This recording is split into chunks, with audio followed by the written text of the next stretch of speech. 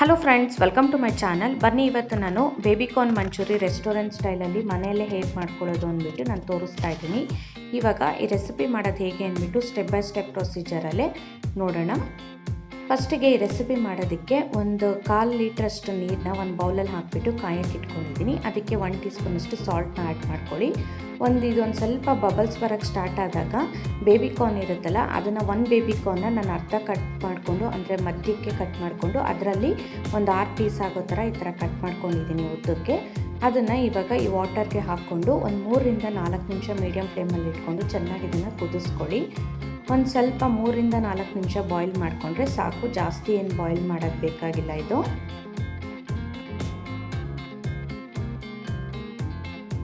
ನಾನು ಒಂದು 3 ರಿಂದ 4 ನಿಮಿಷ ಆದಮೇಲೆ ನಿಮಗೆ ತೋರಿಸ್ತಾ ಇದ್ದೀನಿ ನೋಡಿ. ಇವಾಗ ಇದು ಕರೆಕ್ಟಾಗಿ ಬಾಯ್ಲ್ ಆಗಿದೆ ಬೇಬಿಕಾರ್ನ್. ತುಂಬ ಬೆಂದಿರೋದು ಬೇಡ, ಸ್ವಲ್ಪ ಬೆಂದಿದ್ರೆ ಸಾಕು ಇದು. ಇವಾಗ ಇದನ್ನು ಆಫ್ ಮಾಡಿಕೊಂಡು ಕಂಪ್ಲೀಟಾಗಿ ತಣ್ಣಗಾಗಕ್ಕೆ ಬಿಡೋಣ.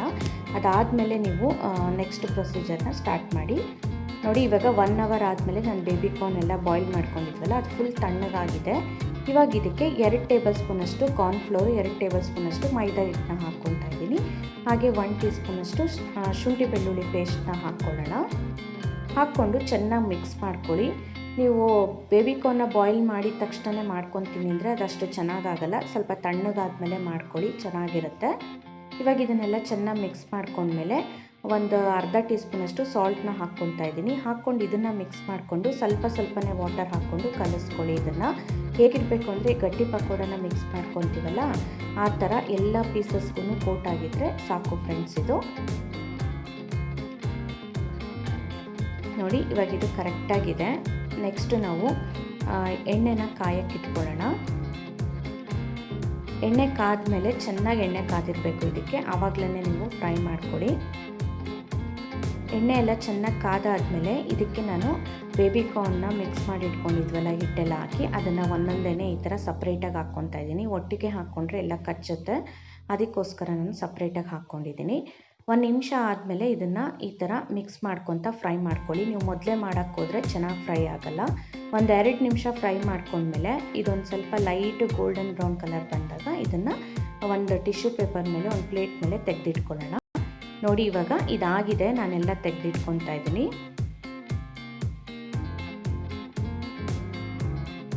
ನೋಡಿದ್ರಲ್ಲ ಈಗ ಬೇಬಿಕಾರ್ನ್ ಎಲ್ಲ ಫ್ರೈ ಮಾಡಿ ಇಟ್ಕೊಳ್ಳೋದು ಹೇಗೆ ಅಂತ. ನೆಕ್ಸ್ಟ್ ಇವಾಗ ಸಾಸ್ ಮಾಡೋದು ಹೇಗೆ ಅಂದ್ಬಿಟ್ಟು ನೋಡೋಣ.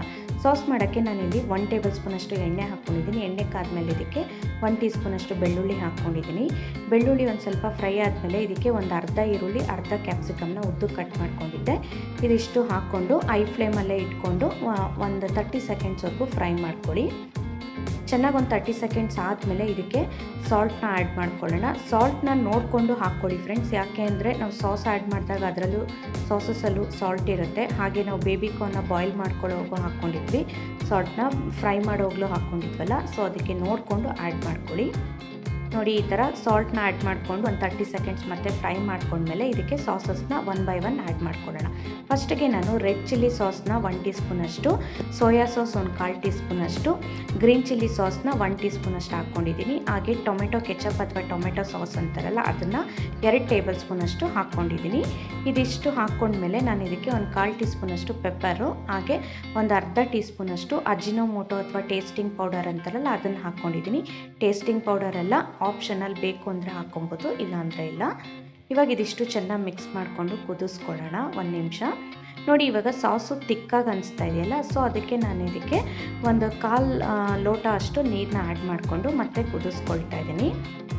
ಒಂದು ಕುದಿ ಬಂದ ಮೇಲೆ ಕಾರ್ನ್ಫ್ಲೋರ್ ಇರುತ್ತಲ್ಲ, ಅದಕ್ಕೆ 1 ಟೀ ಸ್ಪೂನಷ್ಟು ಕಾರ್ನ್ಫ್ಲೋರ್ಗೆ ಒಂದು ಸ್ವಲ್ಪ ನೀರು ಹಾಕ್ಕೊಂಡು ಮಿಕ್ಸ್ ಮಾಡಿಕೊಂಡು ಇದಕ್ಕೆ ಆ್ಯಡ್ ಮಾಡ್ಕೊಳ್ಳೋಣ. ಇವಾಗ ಈ ಥರ ಯಾಕೆ ಕಾರ್ನ್ಫ್ಲೋರ್ನ ಮಿಕ್ಸ್ ಮಾಡಿಬಿಟ್ಟು ನೀರಲ್ಲಿ ಹಾಕ್ಕೊಳ್ತೀವಿ ಅಂದರೆ ಗ್ಲಾಸಿ ಟೆಕ್ಸ್ಚರ್ ಅಂತಾರಲ್ಲ, ಆ ಥರ ಬರೋದಕ್ಕೋಸ್ಕರ ಈ ಥರ ಕಾರ್ನ್ಫ್ಲೋರ್ನ ಹಾಕ್ಕೊಳ್ಳೋದು.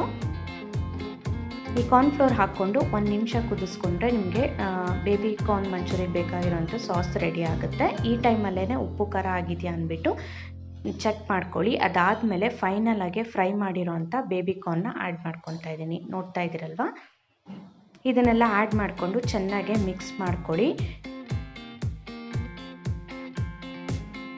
ಮಿಕ್ಸ್ ಮಾಡ್ಕೊಂಡಾದಮೇಲೆ ಲಾಸ್ಟಲ್ಲಿ ನಾನು ಕೊತ್ತಂಬರಿ ಸೊಪ್ಪನ್ನ ಹಾಕ್ಕೊಂಡು ಒಂದು 30 ಸೆಕೆಂಡ್ಸ್ ಮಿಕ್ಸ್ ಮಾಡಿಕೊಂಡ್ರೆ ನಿಮಗೆ ಬೇಬಿಕಾರ್ನ್ ಮಂಚೂರಿ ರೆಸ್ಟೋರೆಂಟ್ ಸ್ಟೈಲಲ್ಲಿ ರೆಡಿ ಆಗುತ್ತೆ ಫ್ರೆಂಡ್ಸ್. ನೋಡಿದ್ರಲ್ವ ಎಷ್ಟು ಈಸಿಯಾಗಿ ಬೇಬಿಕಾರ್ನ್ ಮಂಚೂರಿನ ಮನೆಯಲ್ಲೇ ಮಾಡೋದು ಅಂತಂದ್ಬಿಟ್ಟು. ನೋಡಿ ಎಷ್ಟು ಚೆನ್ನಾಗಾಗಿದೆ, ನೋಡ್ತಾ ಇದ್ದೀರಲ್ವ. ನೀವು ಟ್ರೈ ಮಾಡಿ ಹೇಗಿತ್ತು ಅಂತ ನನಗೆ ಕಮೆಂಟ್ ಮಾಡಿ. ಮಕ್ಕಳಿಗೆಲ್ಲ ಮನೆಯಲ್ಲೇ ಮಾಡಿಕೊಡಿ ಬೇಬಿಕಾರ್ನ್ ಮಂಚೂರಿನ, ತುಂಬ ಇಷ್ಟಪಟ್ಟು ತಿಂತಾರೆ. ಆಚೆಗಿನ ಮನೆಯದೇ ಒಳ್ಳೇದಲ್ವ ಫ್ರೆಂಡ್ಸ್. ಸೊ ನೀವು ಟ್ರೈ ಮಾಡಿ ಹೇಗಿತ್ತು ಅಂತ ಕಮೆಂಟ್ ಮಾಡಿ. ನಿಮಗೆ ವಿಡಿಯೋ ಇಷ್ಟ ಆದರೆ ಪ್ಲೀಸ್ ಲೈಕ್ ಮಾಡಿ, ಸಬ್ಸ್ಕ್ರೈಬ್ ಮಾಡಿ, ಹಾಗೆ ಪಕ್ಕದಲ್ಲಿರೋ ಬೆಲ್ ಬಟನ್ನ ಪ್ರೆಸ್ ಮಾಡಿ. Thank you for watching my video.